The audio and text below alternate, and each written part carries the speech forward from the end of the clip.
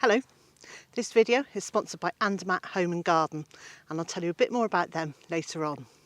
So we've got to the time of year where an awful lot of things need sort of protecting if I want to be able to eat them. So my strawberries are ripening and the brassicas are growing, and there are lots of things I want to just protect from birds, from cats, from butterflies. And so in this video I'm going to show you some of the methods I use to protect the crops that I'm going to want to be able to eat later in the season. On a very regular basis I get asked about the netting and the hoops and the systems that I use in the garden, and so in this video I'm going to cover all of those, tell you what they are and tell you how I make them. I'm Liz Zorab and this is Byther Farm.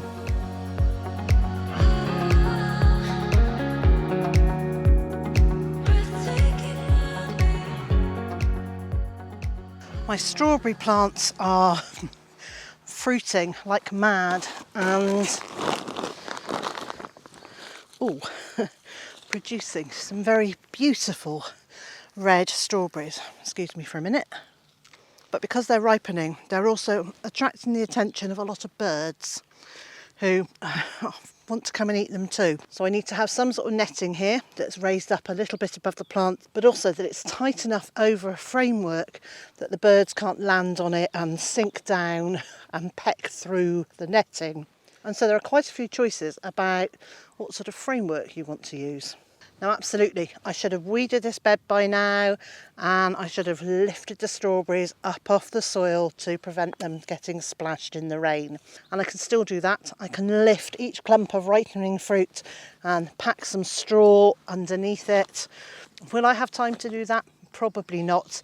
But it is a really good idea to lift the fruit off the soil so they don't get splashed with mud, and also because the fruit is raised up a little bit, it's less accessible to slugs, although I think we all know that slugs and snails will just go round or through any straw and get the strawberries if they're so inclined.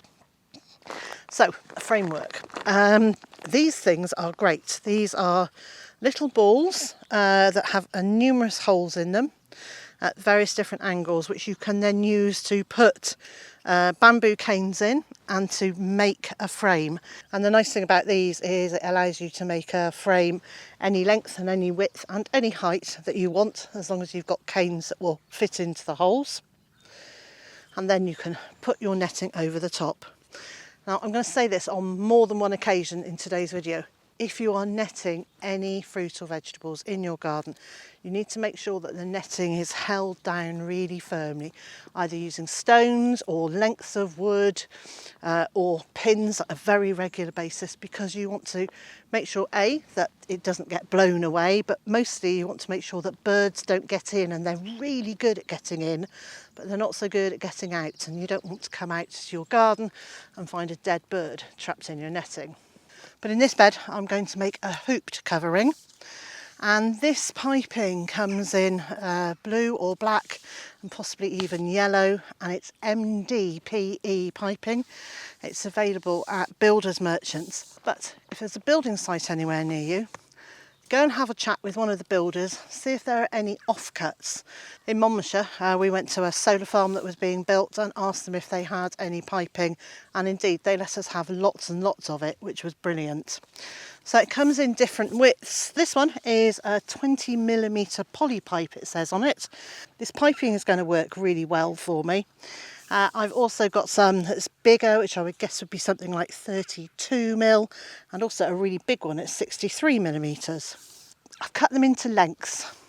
I've cut them into kind of as long as my arm. I have got some piping that's considerably longer and some that are shorter, so that I can get different height tunnels in my garden. But now I need to fix them into the ground, and there's two ways of doing that. You can have a bamboo cane, which you push into the ground, or a piece of something like rebar which you can put into the ground, and then the pipe goes on the top of it. But the way that I prefer to do it is to have a piece of pipe and to put this into it, because to me that seems to make it much sturdier. The pipes that I use are recycled, so I keep an eye out on our local advertising pages, things like Facebook Marketplace and FreeCycle, for anybody who is getting rid of children's trampolines. And the legs are very often just come in segments, and the legs are really nice and wide, so you can use those for the much wider tubing. This is from the poles that go around the top of a trampoline, and we've just cut them to a length that we want. And then the next thing I need to do is, it's not rocket science this, it's really very simple, is I just literally bang them into the ground. Now you can put a piece of wood over the top to stop damaging the top of the pipe, and it won't go in any further because I think I've hit a stone. So now I'm going to repeat that, and on this bed, because it's not going the full length because there's a tree there, so if this was a full length bed which is 3.6 metres long, I would normally put in 4. But because it's going to be a bit shorter, I'm just going to put in 3. And the next thing I do is take the piping and put it in one side and put it into the other side. And you can see here, because it's quite a short length of pipe, I'm actually getting a really low archway across this bed. And that's what I want. I don't need it to be really high up. I'm setting the poles in from the edge of the bed a bit so that I've got room for the netting to go down and a piece of wood to run along here.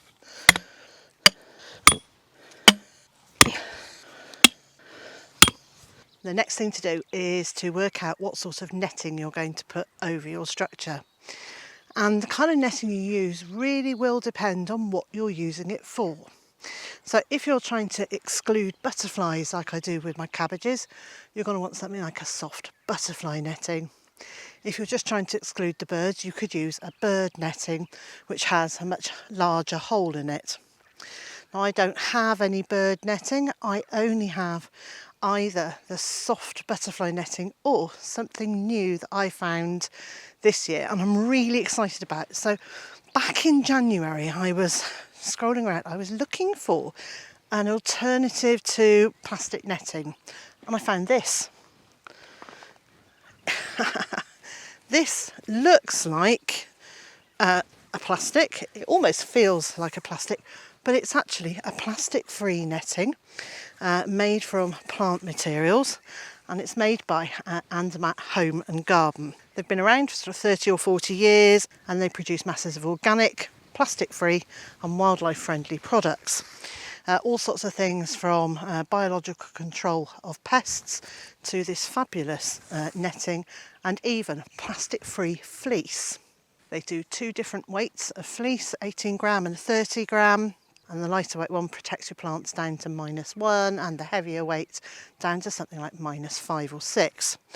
And so you'd use those on cool nights when you're bringing your seedlings along, or if there is a frost threatened, you can pop those over your plants to help protect them. And you could also use that fleece around the edges of beds to protect against carrot root fly, because as long as you've got it at least 18 inches high, carrot root fly will have to fly up and over it and they'll miss your carrots. Anyway, so for strawberries, usually you would want to use a netting that would allow insects through to pollinate the flowers. But in that particular bed, all I'm doing is protecting it from birds eating those berries. There's very few flowers left, so I'm not really worried about insects being able to get in to pollinate those. So I'm actually going to use this very fine plastic-free netting. Isn't this great? It's very finely woven, so it will protect against all sorts of bugs, including carrot root fly. I had no idea when I bought this first piece of netting back in January how much I would like Andermatt's products. I like the ethos of the company, I like their approach to their products. So now I've done that, I'm thinking I probably do want to put in a support across the middle just to keep the netting raised up. Let me go and see what I can find. Well, I've got these bits of metal from a previous frame. Being very careful not to stand on the strawberries. Will that fit on there? That would be useful if it did. Oh, and it's almost the right length. Well, I'm going to bend that one in.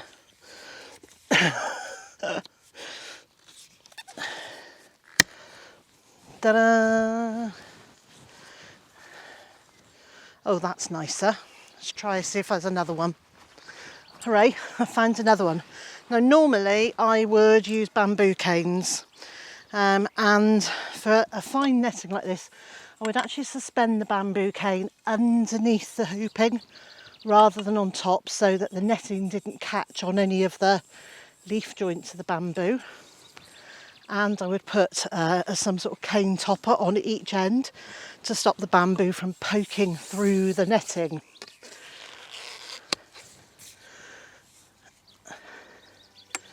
Well, now that one's too long, so it's going to go underneath, and I'm going to tie it to the frame here.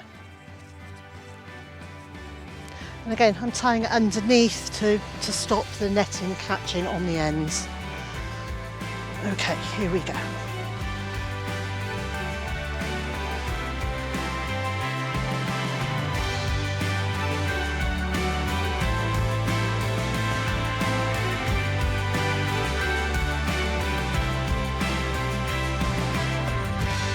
Excellent. This should protect my strawberries until I want to eat them. So the next thing I'll do is I'm just going to gather at the ends, and I'm going to use a large metal staple to pin the bit I've gathered into the ground. That makes the first end secure. It's one of those jobs that just takes a bit of time and just needs to be done carefully to actually have maximum benefit. So I'm going along, making sure there's no strawberries sticking out of the netting. In you go, strawberries, inside the netting. And you can see now why I put the posts further in, so I can bring a piece of wood and put it along here to seal those sides. And again, I'm tying the ends with some string, but you could use baling twine or a cable tie. And then I'm pinning that down. So I want to make sure that the netting goes all the way to the ground, all the way round. So I'll need to weigh it down on these sides.